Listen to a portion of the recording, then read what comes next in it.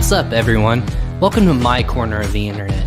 I'm your host, Ryan Cramer, and this is Crossover Commerce, presented by Ping Pong Payments, the leading global payments provider helping sellers keep more of their hard-earned money.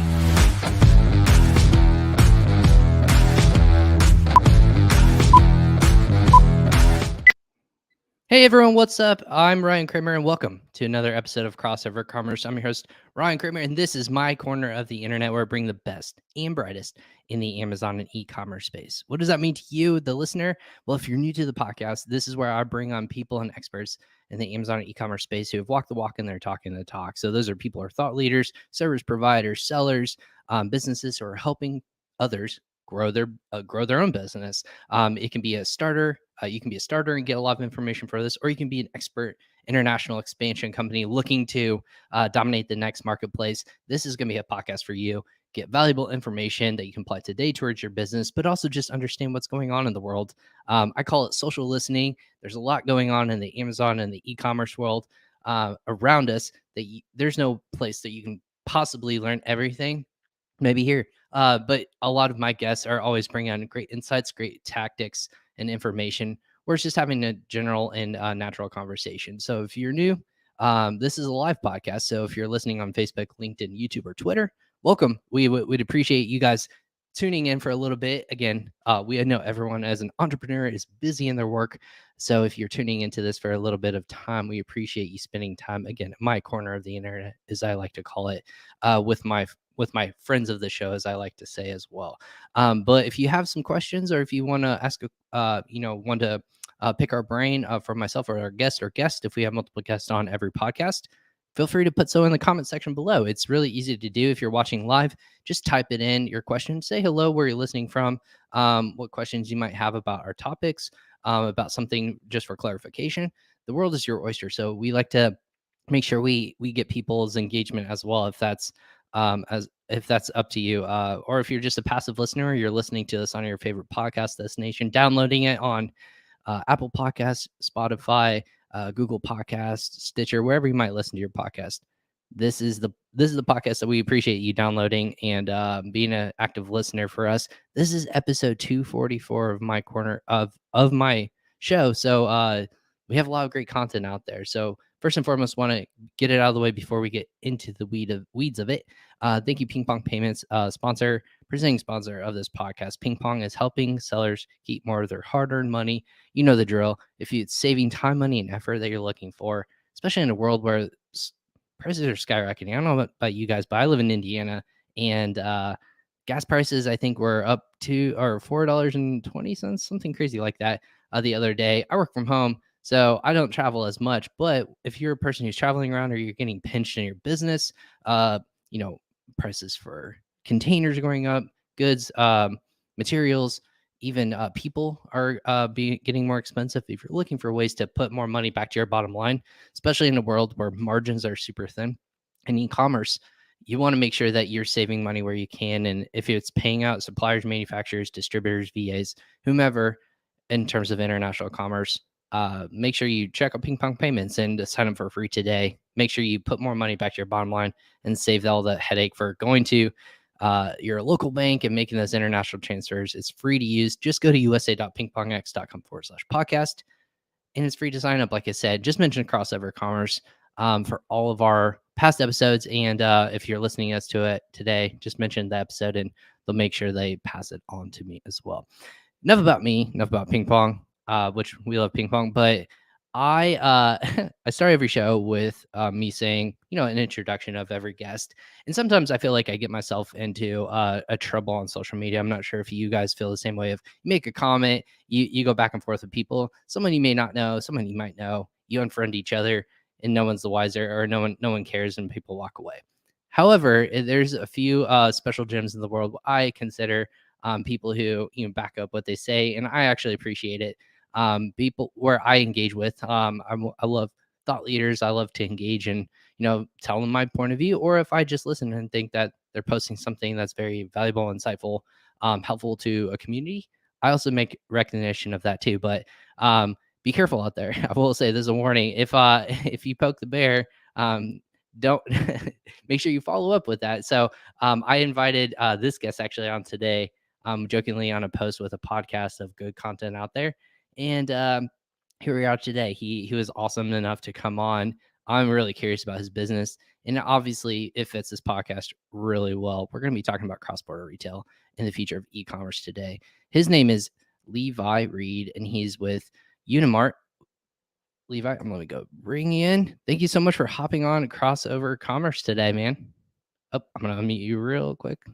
There you go. Oh, there we Perfect. go. Thanks, Ryan. Super cool to be here. Really appreciate the invite. Yeah, hopefully that story did it justice. Of it was a joking matter, but hey, social media putting people together Yeah, in one virtual room now, where we can talk about thought leadership and where we're seeing in e-commerce. So I'm super exciting that people are engaging with each other, yeah, and here we are today. yeah. It's a cool space. A lot of developments happening. I've been here for about in e-commerce for about 6 years now, and Okay, even just the past 2 years, the changes have been enormous. Well, isn't it especially the past crazy? 2 years. Yeah. Yeah. It's really been wild. So you said 2 years. So first of all, where are you located, and what got you into e-commerce? I'm really curious about the backstory here. Yeah. So as far as what got me into it, well, it's kind of the same story. So I did my MBA in about 6.5 years ago at ESADE in Barcelona. And I was fortunate enough to land an internship with Amazon while I was there. Interned with Amazon in Luxembourg, and I don't know if you've been to Luxembourg. It's a really beautiful place in the summer. It is not the most exciting place in the winter. I was gonna say Um, it's a summer country, not a Very much so. winter country.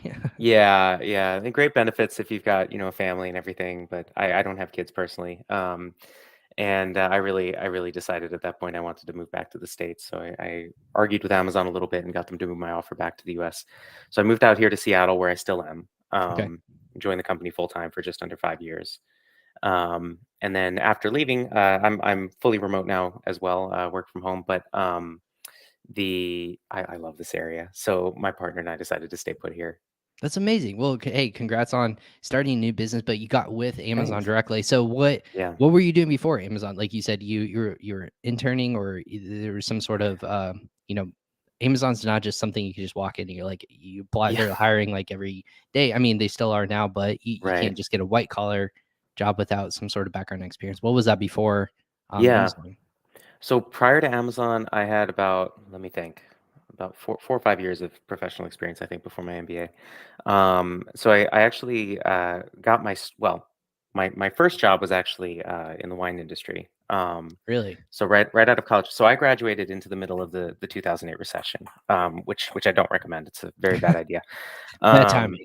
Exactly. yeah, really bad timing, as it turned out. I should have stayed in academia for another year or two, but Just take on those living life. student loans, man. What's another couple hundred Right. thousand, right? Yeah, I got out and I went, "Wait, what's a master's degree I can do? I need to get back in." But Exactly.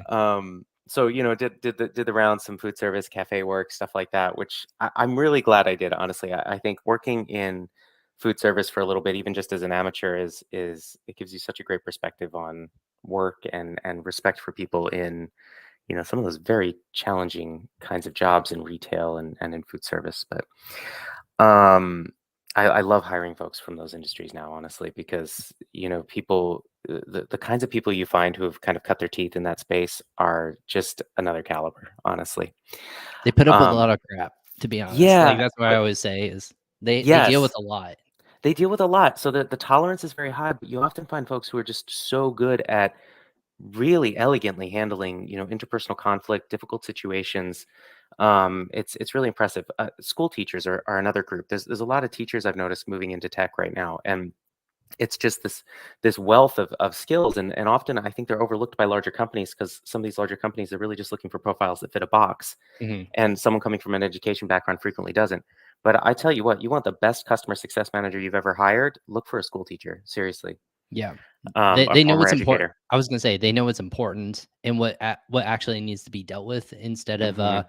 oh, you're just venting to me. Like you don't need something like me bend over backwards. Like you're just Yeah. venting, and that's kind They of know how to deal with a temper tantrum, right? what happens when you have a 7-year-old is you get to deal like you get to hear the back and forth all the time of like, hey, he's having a Oh, I great day, bet. or he's like, oh, he's on another level today, and then you're like, oh, well, if they're really elevating it to that, it's almost like business or customer success. Like if I'm the manager, I'm like, Yeah. crap, there must be something wrong in the warehouse or supply chain. Something's like off if they're bringing that to my attention. So I would agree Yeah, with that. I think it's really funny you mentioned that people need experience but don't have the experience. Is that something we were talking about too? Of like, hey, you need like yeah, 3 years of experience in tech, but no one has that if you're looking for entry level position, something along right. those lines. And you always see those funny posts. I saw one. I'm forgetting the technology now. It was some job posting asking for 10 years of experience with this particular cloud technology, and the creator or inventor of this technology posted that he wouldn't qualify for the job since he only invented it 6 years beforehand. Exactly. Yeah, you see that a fair bit. I mean, I've seen it in marketing as well. You see people saying, "Oh, I must have 10 years of experience in, whatever the latest marketing trend is," and you go, "Well, that term was just coined 3 years ago, so I don't know how you're Yeah, no one how knows you're that. That just categorizing that." happened this year. Exactly. Exactly. Yeah. Which is kind Yeah. of, and to your point, how you mentioned it moves so quickly in this industry. My head's on a swivel. I'm sure like years Yeah. of being in Amazon. What did you do at Amazon, by the way? Like we never kind of, you were Yeah, sorry, I the interrupted division. No, you're myself. fine. No, you're So just to wrap up the first question, so after doing the wine industry for a little bit, very cool role, but sadly not a living wage. And so I ended up moving into government, local government, for a few years. While there, I did a master's in communications at a local university in my hometown. So I'm originally from upstate New York, same city as Cornell University, actually. Although that's not where I nice. did my master's, to be clear. Um, so. Coming out of that, I had another internship with a local web design, graphic design agency, who I'm still friends with. Just wonderful, wonderful people there. And that sort of blossomed into my own marketing practice. They were super supportive. My sort of services were really complementary to theirs, and they really helped stand me up and make it into a business. I did that for a year or two, supporting a lot of small to medium businesses, startups. Had a couple projects with Cornell University actually, which is pretty cool, and a distillery in the area, which might have been my favorite one. But what started happening is I had all these clients who would just start to just treat me as like a consultant. They had all of these questions about how to grow their business and how to interact with their customers, and we were branching off into topics where I just did not have expertise, and I really wanted to. And just looking at the kinds of roles I was interested, the kinds of career I was looking at, I realized international experience was probably going to be really important. So I decided MBA program, looked at Western Europe primarily just because I figured it was international, but not so international it'd be scary and alien. Speak the language. Yeah. Yeah, exactly. Well, more or less. More or less. Yeah. But so, like any good MBA, I made a spreadsheet, had my pros and cons. I was very lucky. I applied to 3 schools, got into all 3, and then ended up going with Asade because they've got very strong entrepreneurship bent. And I just love the culture of the program. Just really friendly, don't take themselves too seriously, very collaboratively oriented. And I, looking back, think I absolutely made the right choice. It's a fantastic program. Um, and then, yeah, so I interned with Amazon and then moved over full time. So at Amazon, I actually went through a number of roles. I think a lot of people know this now, but at least in the tech industry, but Amazon really encourages moving around pretty frequently. And so I think, to your question about kind of what got me in the door, I think it was the entrepreneurship experience, to be honest, having my own practice. A lot of the interviewers really focused on that. And then, after several years at the company doing interviews myself, I started to understand how highly that's prized within the company. So I strongly suspect that's what tipped the scales for me, but we'll never know. Um, but most of the roles that I was in, most of the functions I was in were around product marketing, doing a lot of go to market.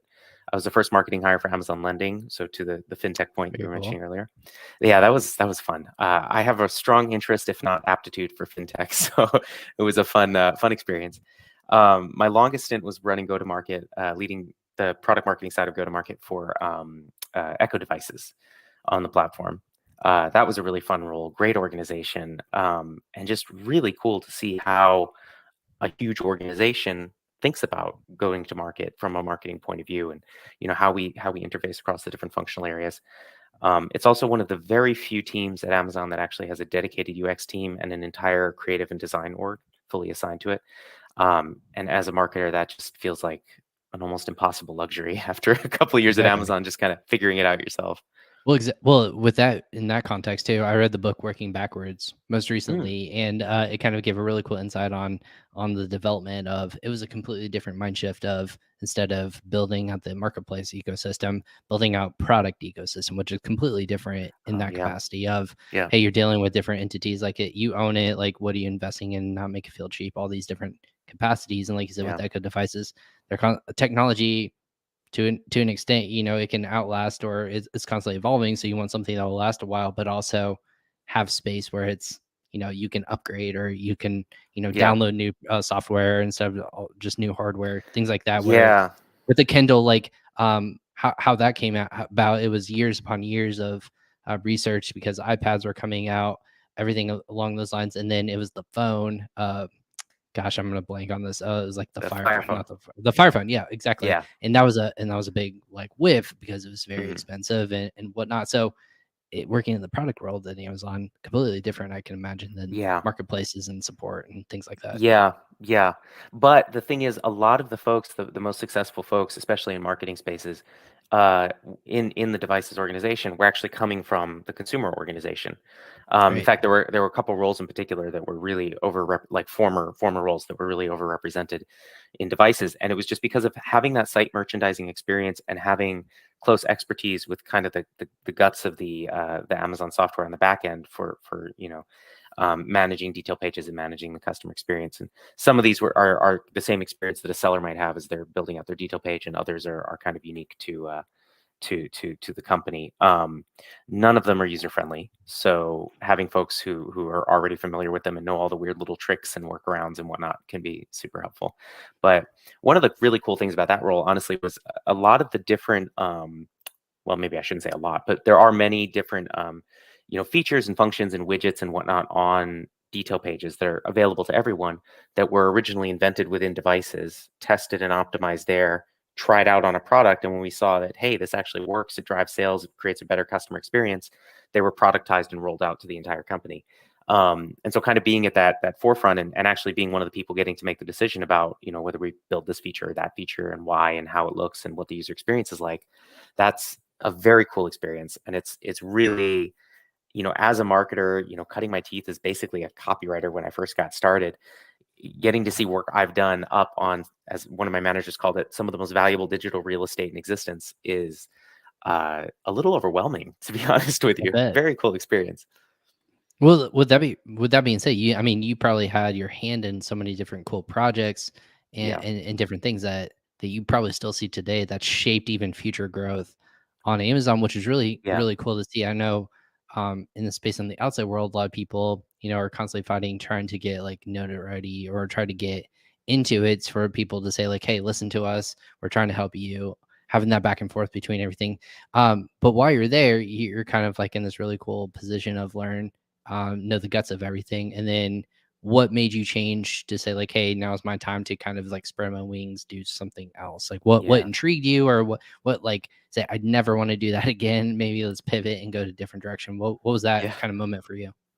Well, at Amazon, so I had just moved a few months prior when I left. I just moved a few months prior into a role with Amazon Launchpad, which supports startups. Sure. And leading partnerships there to drive new benefits for the startup. So kind of a dream job in a way, because my job was literally to talk to the startups, figure out what they needed, and then go find other teams within Amazon or companies outside of Amazon and say who offer those services and say, hey, do you want to partner to deliver resources to our sellers here? So that was a lot of fun. I was in that role for only about 8 months, but I actually had another company reach out to me with what looked like a really incredible sort of entrepreneurship role. So kind of starting a new business venture within an existing company. Um, and this really was something I've been working towards for quite some time. But it's, I think, a testament to how great the Launchpad team is that I still agonized over the decision. Ultimately, I decided to take it, but I'll tell you, if I ever go back to Amazon, Launchpad's my first destination. That it is a great team, really, really good team. Yeah, I'm Um, connected with a couple of people in the Launchpad oh, ecosystem, and neat. just going through not just the pitch deck, but I know from a seller's perspective, it's kind of like hey, what pros and cons. It's really cool to have access to it, obviously, Yeah, and the trade offs are good for some businesses, and other ones, yeah, maybe not make sense. But it's a really cool program, I think, in I think terms of so like all the too. bells and whistles that it gets a hold of. Yeah, yeah. I'm a big believer. I really have selected my positions based on, as a marketer, being able to promote products and services that I genuinely believe in. And that was something that really appealed to me about Launchpad. So I moved over to this other role, and I won't go into it in a ton of detail. Unfortunately, it didn't really work out, and just because the initiative that the company had kind of sold me on to launch, they weren't actually aligned on doing. Gotcha. And so after a few months, which to be fair is a very, very common story in this kind of situation. You could throw a rock and hit an MBA who's gone through it. I feel like. So not a big deal, but kind of a disappointing experience. But coming through to the end of that, I'd gotten to this place where I said, I really want to make the jump for real. I've been a director for the Founder Institute here in Seattle for several years, done a little investing, and just tried to be as involved in the startup community as I possibly could. I've known for a very long time that's kind of the arc that I wanted to bend my career towards. And right around that time, I had a conversation with a friend of mine who's a really wonderful recruiter in the e-commerce space. Lisa Hines is her name. And she just kind of told me a little bit about her experience trying to place candidates in startups if they'd spent more than about 4 or 5 years at a large tech company, and how it can actually get surprisingly challenging, because a lot of the startups at this point, they don't want to pay the kind of salary that a more senior executive might be looking for. And at that role, or they can't. And there's no real guarantee that your skills are necessarily going to transfer over if you've gotten that specialized working within a large organization. So I kind of synthesized all that input, talked with some friends, talked with some colleagues, put the call out through my own network, and ultimately connected with Shayak, who's our CEO at Unimart. We hit it off really well. I thought at the time, and still think, Shayak's a really, really impressive leader. And I say that as distinct from a manager. Not that he's not a great manager as well, but that quality of leadership, of being able to drive vision and unify people around it, and kind of give you that confidence that this can work and this can happen even when you're staring down impossible odds. I think it's a very rare quality, and it's something I prize a lot.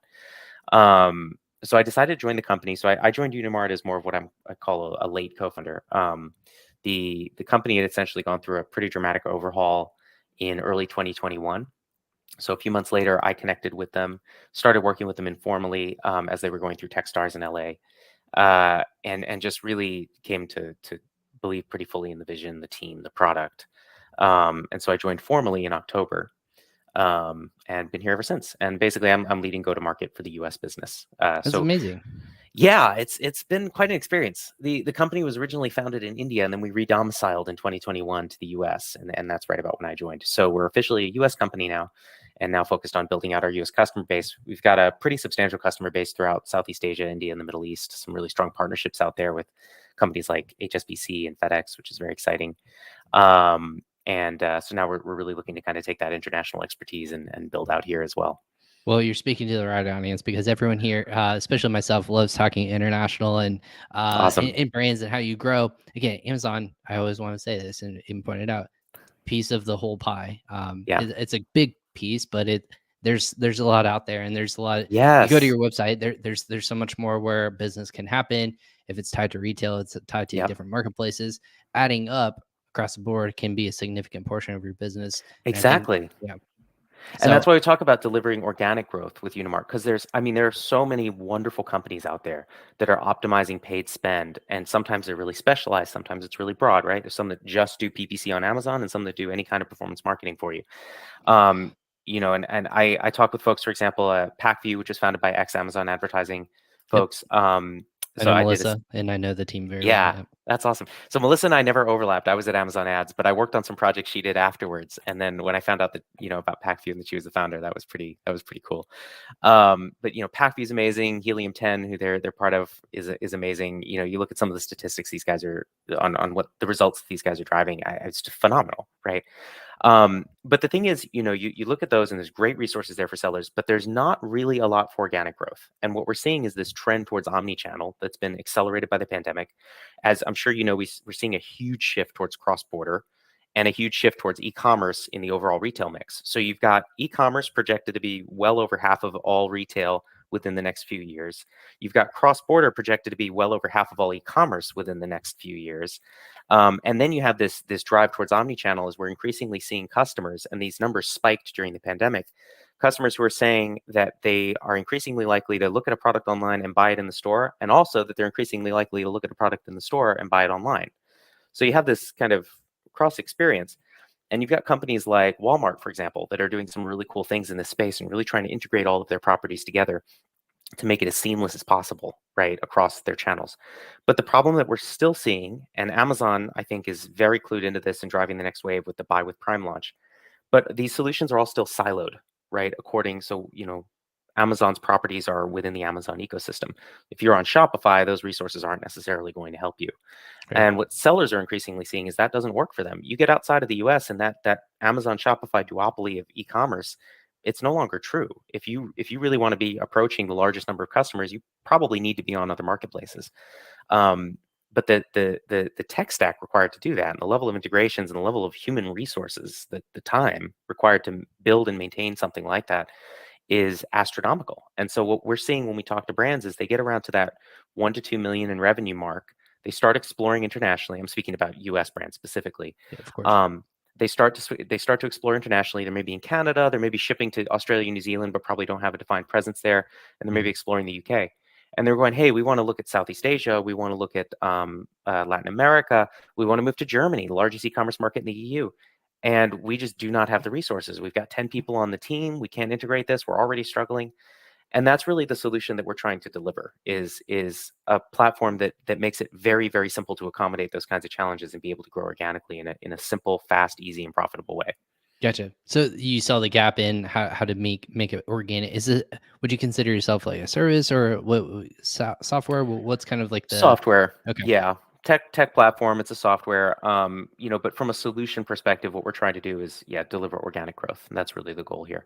I was gonna say organic. So this is apart from like any sort of paid platform, right? We mentioned pack Exactly. view, different, Yeah. different, almost like And that, I but bring those yeah, up because like we play very nicely with those folks, right? We can integrate those onto our platform. We can unify a seller's data so that they can actually be leveraging a single source of truth for running campaigns like that. We offer some AI functionality over top of that data aggregation, so we can provide different types of excuse me, insights, demand forecasting, things like that, price optimization for new products.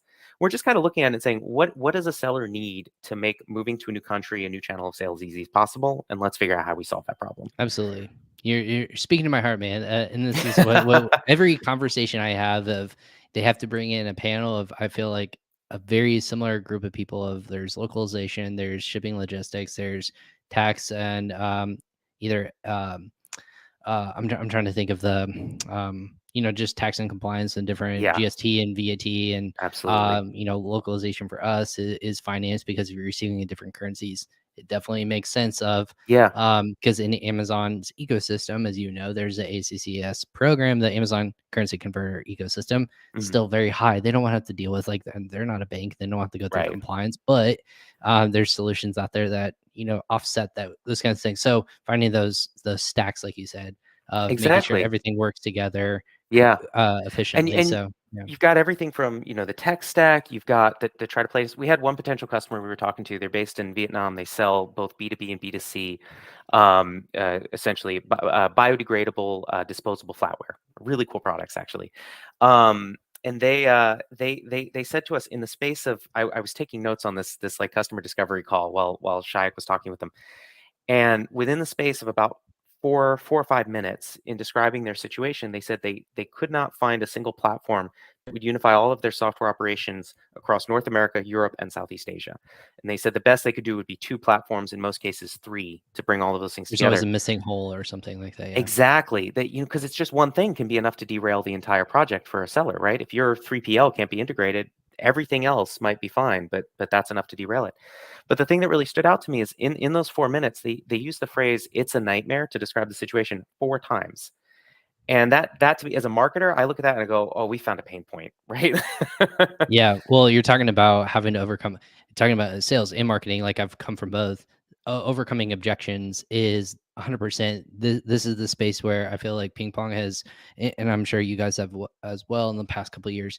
It's so much of the conversation I hear constantly of, "Hey, we're thinking about it." It's like we're gonna maybe like entertain the idea of global expansion, but then they're like, "Oh, I have to deal with different currencies or different localization or translations, or I have to figure out how to get how much inventory into that marketplace. Oh, I also have to have, do I have to have a different ecosystem or a dashboard for figuring out, do I have to do paid ads differently? All this stuff is very Yep. like confusing. But Yeah. for most entrepreneurs, like you said, SMBs, which I know you guys talk with, um, they're a team of 2, 3, 5, 10. No one Exactly. can like be an expert in Shopify or in Cdiscount or Mercado Libre or Rakuten. And Exactly. again, we talk with all those people, such amazing platforms. It takes time and effort, and you have to be, like you said, an expert, just like you are on Amazon, all those different marketplaces, which is Right. the big puzzle everyone's trying to figure out. And we are as well, right? And it's not a perfect solution, but we Right. keep building, we keep improving. And one of the things that we've delivered that I think is really neat, because you talk to a lot of these sellers, and a lot of that time of those 2, 3 people is taken up literally just going, hey, we're on 4 platforms. Every time we've got a SKU change, we've got to go update it on every single platform. And so one of the things we've done is enable through an API integration. Once your platform and your web store is integrated onto our platform, you integrate the product listings as well, and then you can update those product listings from a single source of truth, and the AI will actually automatically update it to match the formatting of whatever marketplace it needs to be pushed to. So now instead of updating however many different marketplaces, you're just updating one, and often that can be 2 or 3 full-time jobs condensed into one position, just like that. So we see and granted, most of our customers right now coming from Southeast Asia, Middle East, India, they're significantly smaller than the kinds of customers that we're talking to in the U.S. So that the results are a little extreme, but we're seeing most of our customers within the first 12 months, they double or triple revenues, and they reduce their profit, or excuse me, they reduce their costs by about 20 to 30%. And that's really just because of the efficiencies of aggregating everything, and then the supply chain cost reductions that we're able to deliver through the platform. That's really cool. Um, and then the revenue increases just from being on more channels. Simple as that, right? And Right. that's the thing, right? It's a force multiplier. If you've got your paid ads dialed in on Amazon and you're just killing it in the US, you can get some incremental benefit optimizing further, but you're going to be experiencing diminishing marginal returns, right? Now you go and you open up on, say, another platform in Germany, for example, and you optimize your paid spend there, and you mimic the same results. You've just, massively increased the scope of the customers you're able to reach, the revenue that you're able to capture, the market that you're present in. And it's just this immediate multiplier. And so that's really why I think we see these really remarkable numbers. And the main thing blocking people from doing it right now, from sellers, is just the friction, the sheer operational friction of attempting to make this kind of expansion happen. I was gonna say that the friction is the biggest key, and I think a Yeah. lot of the components that you're talking about, Levi, is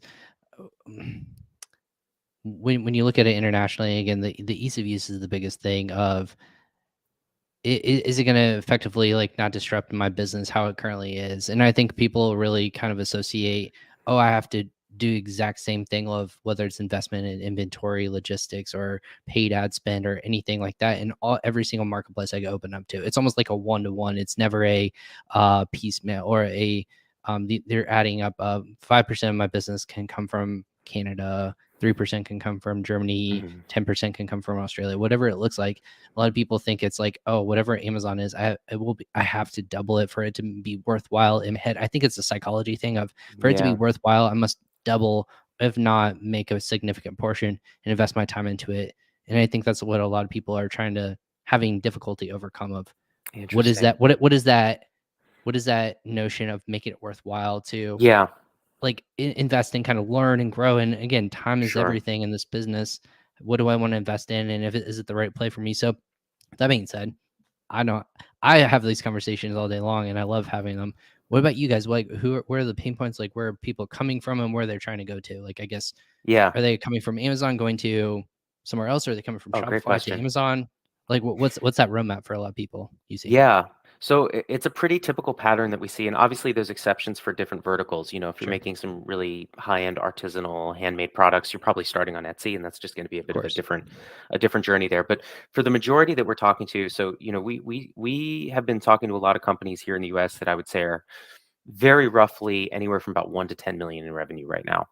A few bigger, a few smaller, but for the most part, we see that companies under about a million in revenue, there are exceptions, but if they're under about a million in revenue, usually our solution isn't necessarily, we're not going to add a ton of value because they're usually not present on enough channels for there to be a huge benefit.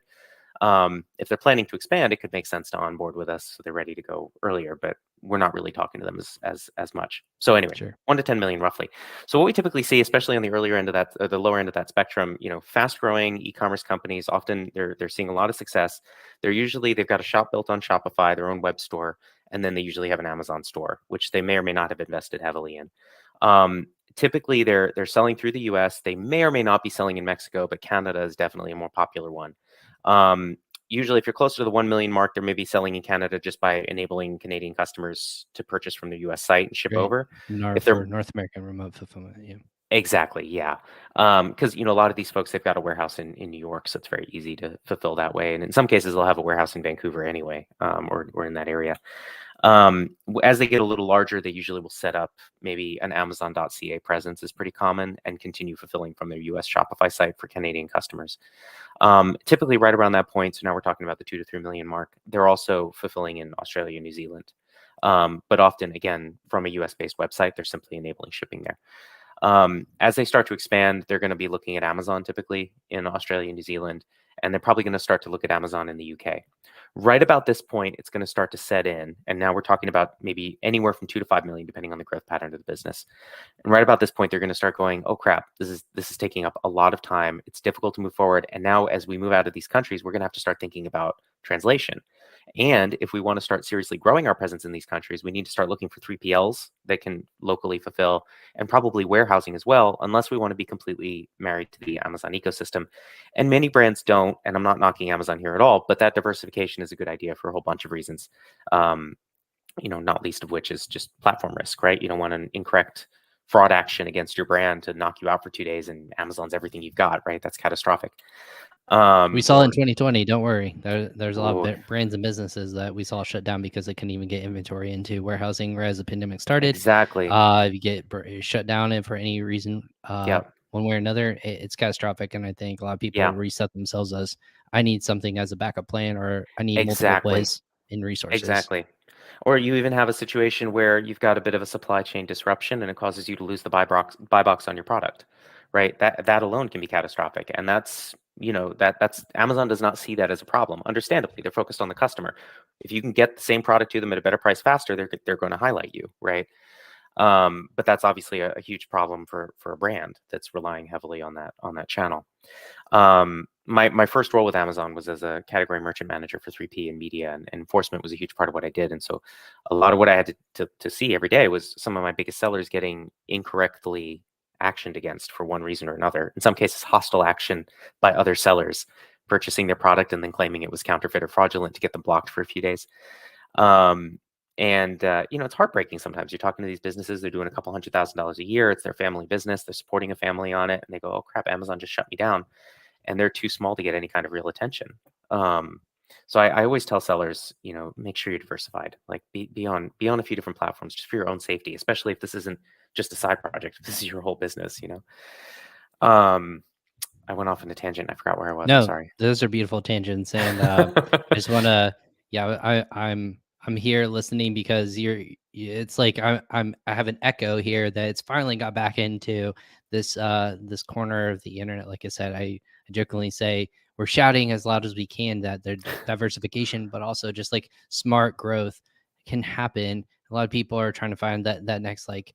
Is it Walmart? Maybe it is Walmart, but there's so many different ecosystems. Like if I look at my brand and I can say, hey, we are a home gift garden ecosystem. Like I pull from my background. We had 10,000 SKUs and decor items, and we kind of did this backwards of retail to e-commerce, and that's where I pull from. Of hey, we had Garden Flex, Garden Gnomes. We were in Home Depot. We were in just gift shops around the world. We were in all Sure. these internationally, and then we diversified into licensed goods of Fanatics, and then we were in websites like HSN and QVC. We went on Amazon and we started to figure out, oh, like Amazon has its own ecosystem, but people were selling as third parties on there because this was 2016. So Mm. a lot of this ecosystem on the e-commerce side of things, direct to consumer, has evolved, but it's just a piece of the puzzle. And I always constantly say it's important to understand that successful brands. And again, I point to an example. I will die on this hill for as long as I have a Zesty Paws, which is a native Amazon brand.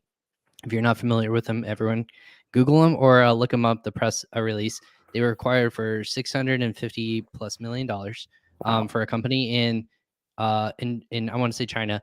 And the brand they started Zesty Pros, which is pet products and solutions, food, I believe, like some other different stuff. Really great portfolio, great brand. But they started on Amazon, diversified into wholesale. So in retail, they went to Target, they went to PetSmart, Walmart, I think, as well, and they also have their own direct-to-consumer website. So Nice. all those ecosystems, three pillars of you have marketplace, you have wholesale and retail, and you also have your own direct-to-consumer website. Love it. Yeah. Kind of points to a more than or half a billion-dollar brand that Yeah. started from one marketplace, and that was Amazon. Yeah. Yeah, it's brilliant, right? And they diversify in that way. That's super effective. I mean, we have all of these case studies of brands we've worked with where they're struggling, they're having difficulty, they're under supplier pressure, and then they launch a D2C brand, and they're able to establish that direct relationship with the consumer. They're able to build their own, their brand equity, and it gives them so much more power with suppliers. It gives them an entirely separate channel to lean on. It just opens up all kinds of opportunities. But similarly, leaning exclusively on DTC, and I think there's been a lot of writing and thought leadership around this in the past few years in particular, can be very problematic in and of itself, right? There's a lot of potential problems there. Um, it's very popular to talk about diversity in general these days, especially when we're talking about employment. But I think it's important to think about it in terms of your channels of sale, and honestly, for a lot of the same reasons. The weaknesses and the strengths complement each other. But that's a big part of what we're trying to facilitate, essentially, is, Right. is to make that easy, because we really see this is the wave of the future. Ultimately, I mean, you were mentioning yourself. People think about e-commerce and they immediately think, eBay, Amazon, Shopify, right? But you've got platforms like Best Buy, Target. Mm-hmm. I mean, there was just a big acquisition by American Eagle to build out an e-commerce platform. And what a lot of these companies are doing to bolster the supply chain, I mean, what a lot of these companies are doing is, as they're spinning up these e-commerce stores, they're turning them into marketplaces. They're enabling 3PL sales through these marketplaces. And what I'm seeing is, I talk to brands, for my own podcast, but also through sales for Unimart, is some of the savviest brands that are really focused on creative growth right now.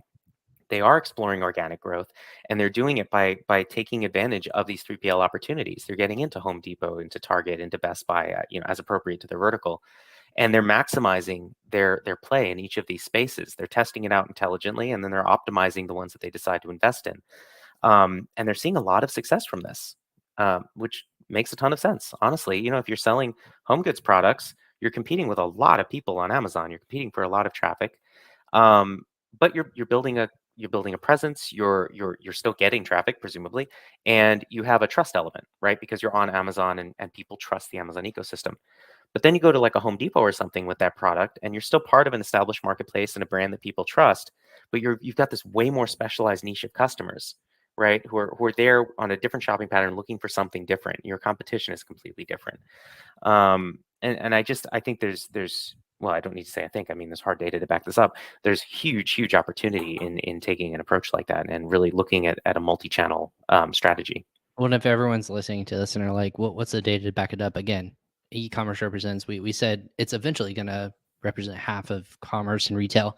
Right Yeah, now it represents, I think the highest it peaked at was 18% in late 2020, Q4, I believe. Still growing on a trajectory of pretty consistent growth. But again, yeah, when people are like, oh, Amazon represents 40% of e-commerce, and they look at that in the retail and they don't pick it up, it's like 40% of that 15%. So right. as much as Amazon takes on, again, maybe it's even larger, maybe it's 50% now. I think it's been more than half. It's a pretty consistent I growth. think so. Yeah, that's But right. but 50%, we'll call it 50%, 50% of 15% of all of retail. Again, you have 85% that you need to play with. And again, and I tell this to people who are on Amazon in the United States. We like your stuff. We really do. But we're only 350 million people in the United States market Yeah, in terms of seller capacity. mhm, You have 7 billion people internationally that, again, exactly. not everyone can tap into it as much, but you're talking about billions of people versus millions of people. That's a Yeah, whole different ballgame. yeah. I think we did a little bit of research, and I think the figure we came up with is that the global e-commerce market is, well, put another way, the US represents around a fifth the global e-commerce market in dollar value, if I'm remembering correctly. We So do there's a like our huge stuff. opportunity. Yeah, and then if you look outside of the US, I mean, in the US, I think it's Amazon and Shopify collectively represent something like 3/4 of all e-commerce. Um, Outside of the US, there's something like 20% or less collectively. So again, we talk with customers. For example, you look at I've got to look this up because I'm forgetting the name now, but there's a marketplace in Germany it's very big and it's fashion focused. And I would say C discount, but you said Germany. That's yeah, France, I believe. So, it's I um, feel like it begins with an R, but I'm just completely blanking on the name now. I need to look it up. But was it the number one downloaded app in all of e-commerce or in it all of mobile it downloads? might be. It's got It's some like fast record like that. fashion or something like that. It's like Something like that. I Yeah. want to say Resolute, but that's not right. I was It's like literally just talking about this with somebody yesterday, and I need to go Google it and because I've forgotten. But the point is, like, if you're a fashion seller who kind of meets that, vertical, like that you align with what you're doing, and you want to move into Germany, that platform is probably a much better option for you than Amazon in Germany is, right? Because that's just going to be a bigger market of people looking specifically for your kind of product. And obviously, you want to do a competitive analysis and look at your options for performance, for performance marketing, paid advertising, that kind of thing. But broadly, just looking at the market size, so I think one of the things that we often have to, the misconceptions that we often have to kind of overcome at Unimart with sellers is really helping them realize that the way that the Amazon's position in the e-commerce market in the US is not representative of its position in the e-commerce market globally, right? That there are huge opportunities outside of the Amazon ecosystem. Don't get me wrong, going internationally with Amazon as a way to dip your toe in the water and begin to experience the market is a fantastic idea. Not a bad idea at all. But at some point, if you're really serious about expansion, you really do need to start thinking about organic growth, about expanding to new channels. And that's going to be even more pressing outside of the US, just because that e-commerce market is more fragmented than it is in the US. And it's pressing within the US as well. absolutely. I did a quick Google search as we're talking. Zalando.de, does that make That sense? might be it. That might Yeah. be it. Yeah, that sounds familiar. For listener out there, according to Statista, representing about $2.1 billion in e-commerce sales, and then it's auto.de, H&M.com, Amazon.de. So you can even see Amazon in itself. It says e-commerce revenue in millions in US dollars. So Amazon is $633 million, which again, I think equates to second best marketplace on Amazon behind the United States. And then you're talking about $2.1 billion.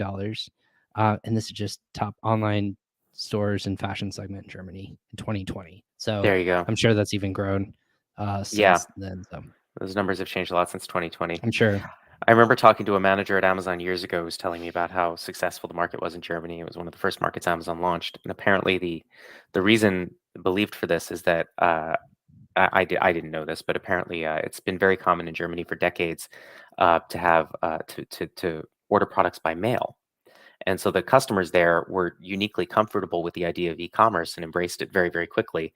And as a result, the e-commerce market there grew really fast, and a lot of Yeah. different marketplaces invested Putting and your were able to spin card up. into a web browser and people feeling comfortable Yeah, getting exactly. products that they never tried on before. Not a foreign Right. concept for all of us, and we get used to it after a while. And Exactly. yeah, And they were comfortable with that, and so, was able to grow there. And it's interesting because something like that creates a positive flywheel, right? You have customers who are willing to engage, and therefore international companies like Amazon are willing to invest, prioritize it, and it means that you've got this very fertile market for homegrown startups, right? So I mean, as you just read off, like that list of major marketplaces in Germany, and if you look, a lot of those are older than a lot of the marketplaces in other countries as well, because they got to start there earlier. And so as a result, customers get more comfortable with e-commerce, and it creates this kind of virtuous cycle. And I think we're kind of seeing the same sort of thing with omnichannel retail right now on a global scale. You see customers becoming increasingly brand and channel agnostic. So the brands are going, okay, we've got to deliver a great experience across multiple channels and really unite it to be able to attract customers, which causes companies to now invest in solutions for omnichannel retail, or the platform providers, I mean. So the brands are now taking more advantage of this. The customers are getting more used to it and expect it even more, and you see the same kind of virtuous cycle proliferating. So we think at Unimart, we think we're in the first couple of years of seeing that, and it's really been accelerated by the pandemic. So we're quite excited for the next couple of years. We think there's going to be a lot of change very quickly. Absolutely. So yeah, Levi, I have only a couple more minutes with you. Oh yeah, for sure. Well, I would talk to you all day, man. This is my Likewise. this is my quote unquote, as the kids call it, my jam. Is is I get really excited when I hear other people kind of validating this kind of perch that we here at Ping Pong, but also myself, as kind of this ambassador, if you will, of like global growth. You said Sure. that we call this the future of e-commerce. So we talked about kind of where we currently stand. Like, there's like this, there's really big reset of, hey, there's a dependency on e-commerce. It didn't really, it stuck for a while in 2021. People, stuff opened up again. We saw this dip and a lot of people freaked out. We're seeing issues in supply chain. A lot of things are going on for everyone, not just like, one segment. It's not just Amazon. Amazon Yeah. finally saw a sales downturn for the first time in forever, but Yeah. bounce back, and we don't have time to like kind of look through that, but they're announcing like, hey, the integrations to like purchase through Amazon. Yeah. Recently, you had alluded to earlier this episode. I'm Hmm. talking about on Friday with one of my one connection, or I call him friends of the show, on this, and he's big. He's like, this is just a mask of another program on Amazon, and look at the data aspect and get access to all these things. So stay tuned if you're interested on that. Yeah, But I really am. Thanks for the tip. yeah, so moving forward, I guess future of e-commerce, what's that vision for you guys? Like, where's the opportunity that you guys said, hey, this is where we're going to explore, this is how we're going to grow as a company, but also help other people grow? Yeah, great question. So, I mean, that touches on something. One of the things that really appealed to me about Unimart, coming from, I grew up on a dairy farm. Both of my parents were small business owners. And you just see like the opportunities available are so different depending on just where in the world you happen to be. And so, one of the things I think is really cool about Unimart is we're really trying to equalize those kinds of opportunities, to give the same set of resources to businesses wherever they happen to be and enable them to sell wherever they want to. And so that's very exciting, kind of on a personal level. But I would say our vision really is we want to be at the forefront of this change, of this trend and this shift towards omnichannel. What we want to do is be one of the leaders here, because let's be honest, there's going to be a lot. But we'd like to be one of the leaders who are building out that next generation of infrastructure, right? That starts to see e-commerce platforms becoming almost like a utility, right? As sellers, it's essentially like the idea of I mean, it's digital real estate, right? It's we're building out the shopping malls and the storefronts, but somebody needs to figure out how, because it's software, how all of these things are going to connect, how they're all going to play together. Because right now the burden to accomplish that is on the brands. The brands have to go and hire a tech team to figure all this out and build their solution, right? And that's like back in the battle days of e-commerce. If you wanted to sell online, you had to figure it out. You had to go build all that stuff yourself and figure out how you were going to deal with it, right?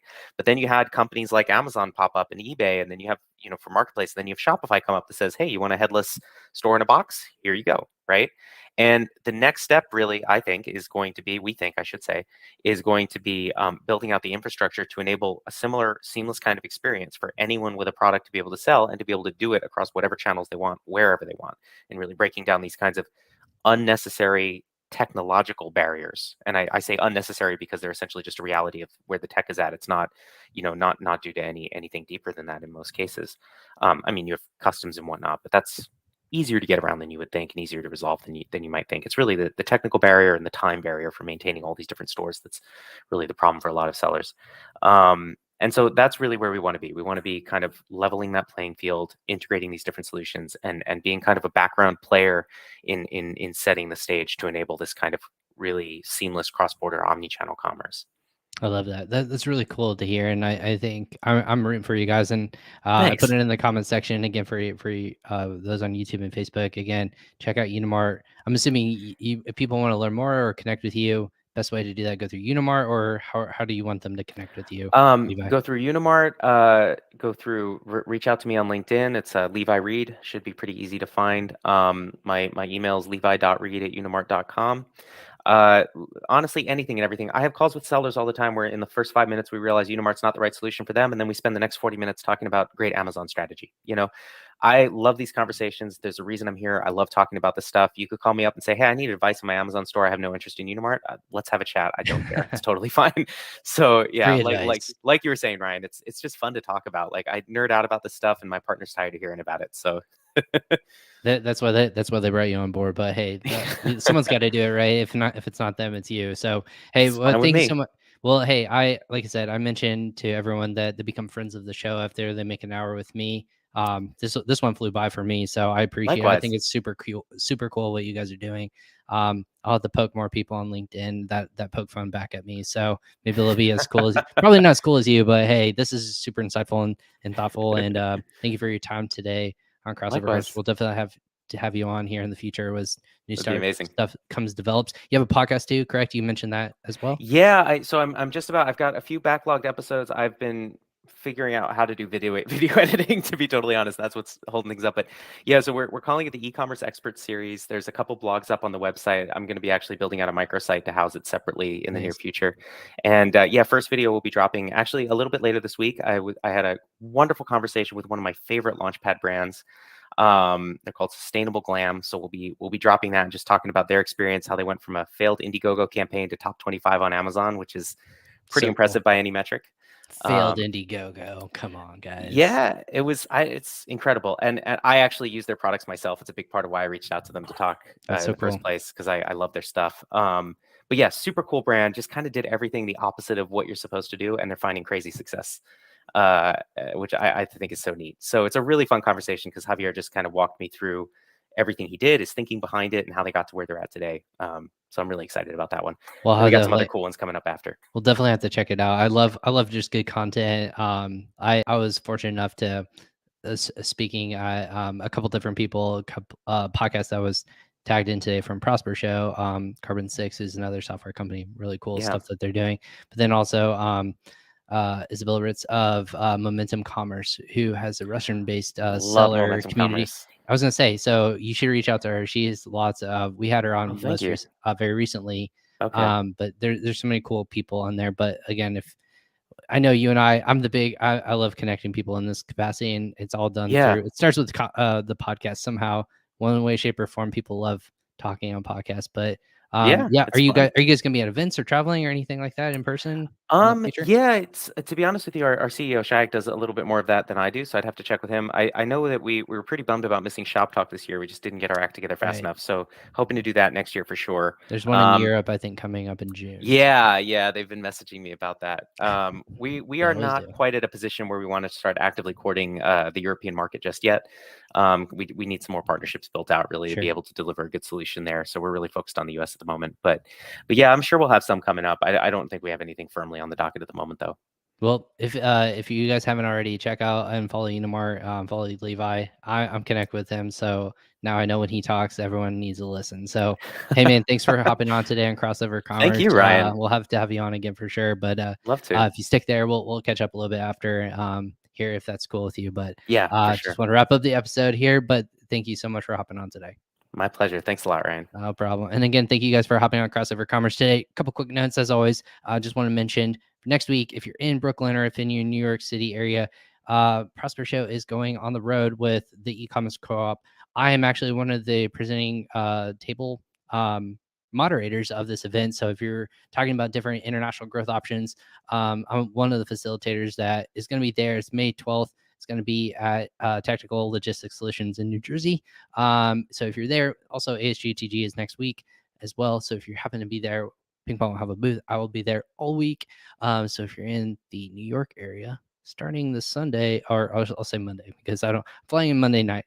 If you're in that area and want to meet up, or if you want to talk, I'm going to be doing some cool content there. So definitely check it out or reach out to me on social media. And then also want to make sure we are I call it media sponsor of the Mexico trip. If you're trying to figure out a different solution for sourcing in different countries, if China's causing issues, or if India is, or if just your current platform is not, go to the mexicotrip.com. Again, they have a replay of you go to mexicotrip.com/webinar. They have a replay of if you missed it, kind of answering those questions if you have concerns about it. There's a cool event that's coming up here in June. If you could go to it in person, that's a mastermind group. We are promoting it to help people understand, hey, there's a lot of options out there as you grow your business and help in different ways with sourcing logistics as well. That being said, there's a lot of content coming out. Also have some other stuff from the Seller app. We're a part of it all. So make sure you follow us on social media. Follow myself on social media for all this cool content that other great companies are coming out with.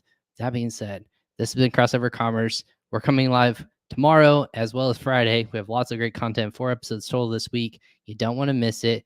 But if you don't come back tomorrow, make sure you catch another live episode or subscribe and download to us on your favorite podcast destinations in case you missed an episode.